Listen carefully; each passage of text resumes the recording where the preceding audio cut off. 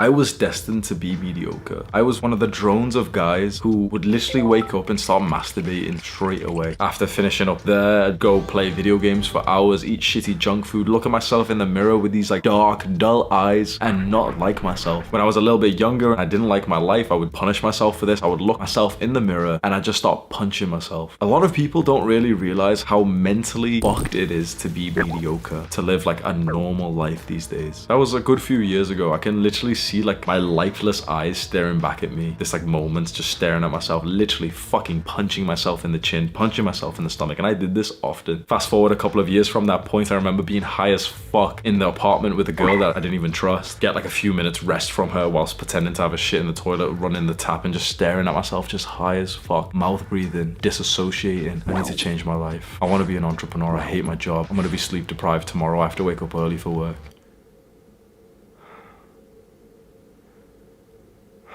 I learned about a concept that practically forced me to take action and got me to where I am now. I'm not at like this ultimate stage just yet, but if we list some of the things that I have in life and some of the accomplishments that I have, the life that I'm living now, it's phenomenal. I've traveled to 6-7 countries this year, I've made passive income, I've become a digital nomad, I've made a lot of money, I've become a leader of a movement, and it all stemmed from learning this one particular concept. I will teach you that concept in full, but we need to discuss. There are a number of guys who are somewhat fine with being mediocre. You might know some yourself. You probably have some like male friends who seem fine. Like they don't have this like agitation with being average. They're fine just playing video games, maybe taking drugs. No, they're fine. Like self-improvement, that's cringe. And you know what? For those guys, okay, fine. Our job isn't to try and convince guys to listen to us who don't even want to be on self-improvement. Our job isn't really to force someone like that who doesn't want to change.